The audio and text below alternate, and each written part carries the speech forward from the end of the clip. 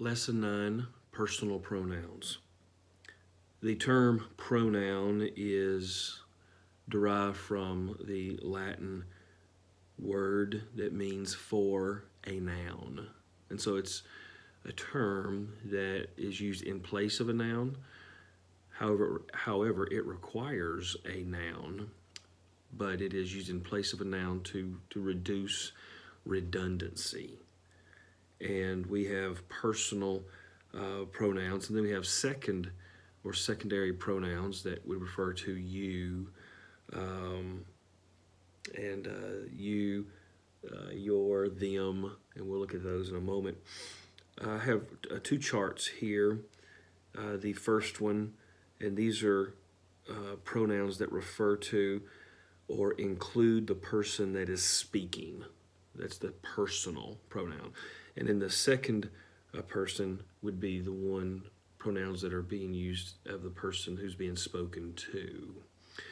So when we look at the chart, you'll notice your cases here on the left side, and each case has a corresponding pronoun. So in the nominative case, we have ego.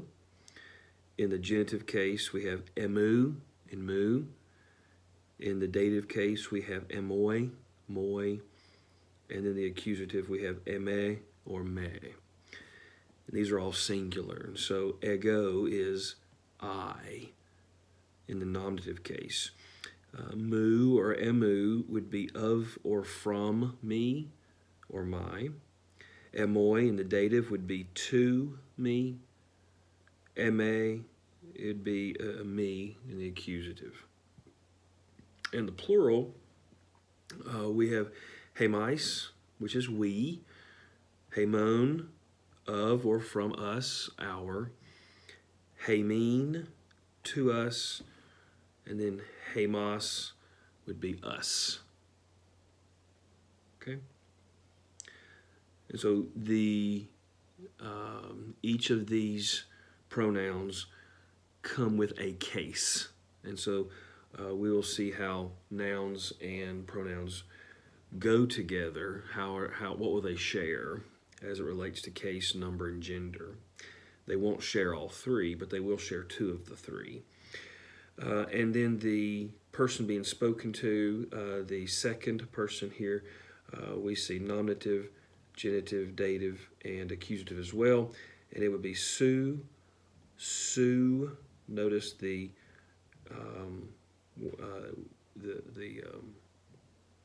in one of these, it is an enclitic. It loses the accents. Soy, se, and then we have humais, humone, humine, humas, and these would be the plural that would be used. Okay, let's go look at some other charts. So that was first person, that was second person, and now we will look at third person. Here, the third person charts. And these are, notice, our masculine, feminine, and our neuter, and this is singular, and then this is plural, okay? We have our cases, autos, autu, auto, auton, and that's masculine. He, of him, his, to him, him. Alte, altes, alte, and altain. Notice the eta ending in the nominative, and then you have an eta iota subscript in the dative, but it sounds the same. Notice in your masculine dative singular and your neuter dative singular and your genitive masculine and neuter, they are the same. Context will tell me beyond that. Alta, altu, alto, alta. And notice we have, these are, the nominative and the accusative are similar. Their context, again, will tell me. And this would be he, she, and it, of him, of her, of it, and so forth. Plural, we have altoi, altone, altois, altus. Altai, altone, altais, altas. Alta, altone, altois, alta. All of the genitives are the same in the plural of the third declension. All right. Characteristics, these are in your book. Just wanted to highlight a couple of them. Once again, why do we have personal pronouns? It's to avoid monotony. So that will be a reason. Also, when you do use a personal pronoun, the noun that it is replacing is called the antecedent. And so the personal pronoun will not be far from its antecedent. And here's what is also important is it will agree in gender and it will agree in number. So gender and number. So it'll either be it'll agree in its masculinity or its femininity or its neuter and its singular plural. What it may not agree in is case. All right, so case it may not agree. Now, you noticed, let me go back to the first chart. Did you notice the, we have emu, emoi, eme, and then we have su, soy, say, and then we lose the enclitics there. The purpose for the epsilon added at the beginning of that is for emphasis purposes. And we'll see that in examples. Like if you notice in this passage, Matthew 5:22, the verb lego, present active indicative first person singular, has the first person singular embedded in it, but we have this ego added to it. So literally this would say, but I say to you. We have the anytime that you have the pronoun can be used for emphatic purposes, and if you would this is where you would include the moi as well. It is if you see the moi, then it is for emphasis sake that we have. So special uses for altos. What we've got to make some notations. Altos can be translated with the term same, or the term self will be how it would be used.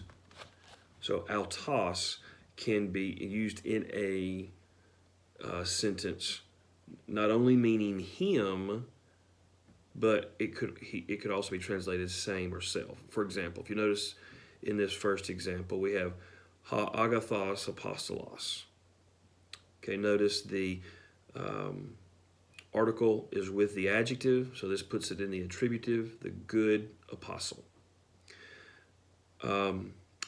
If we don't have the adjective, but we do have the pronoun, and the pronoun has the article, then it will be translated the same.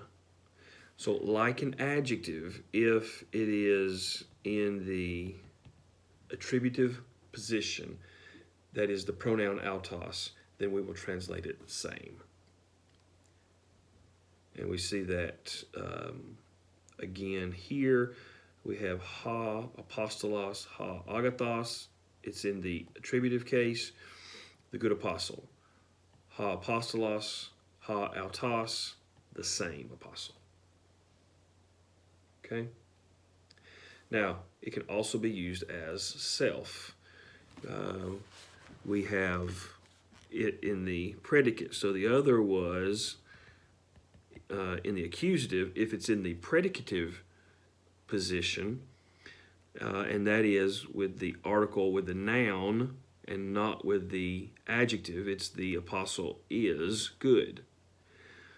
Well, here we have the article with the noun, and the pronoun is does not have the article, but it's in the predicative, and it's autos, and so it will be translated the apostle himself. The apostle himself. All right.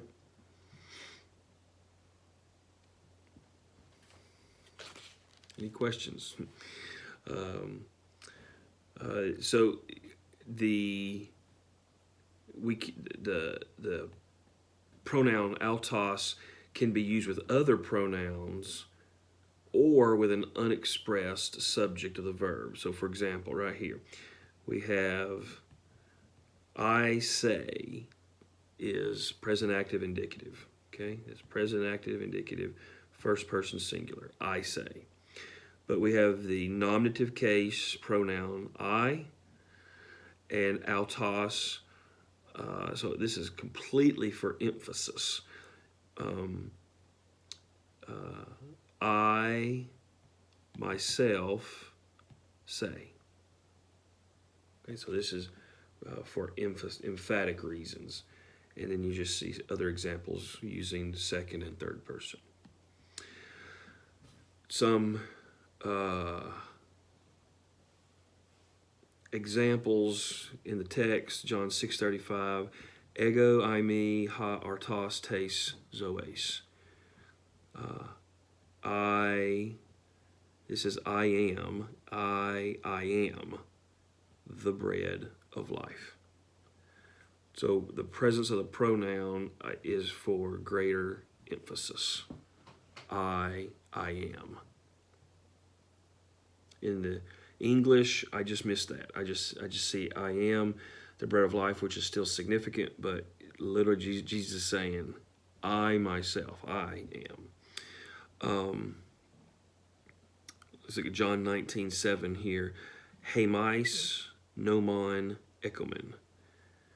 And so if we didn't have the pronoun, this would say we have, because this is present active indicative, third person plural. First person plural. Amanete usi. We have a law. But with the pronoun, there is an emphaticness to this. And so these examples are given in your book regarding some biblical examples, and there's some more. And so let me show you. Here's two examples that I would like for you to work on. Pause the screen here and look at those examples. Remember, find your verb, and then we'll discuss these a little bit later.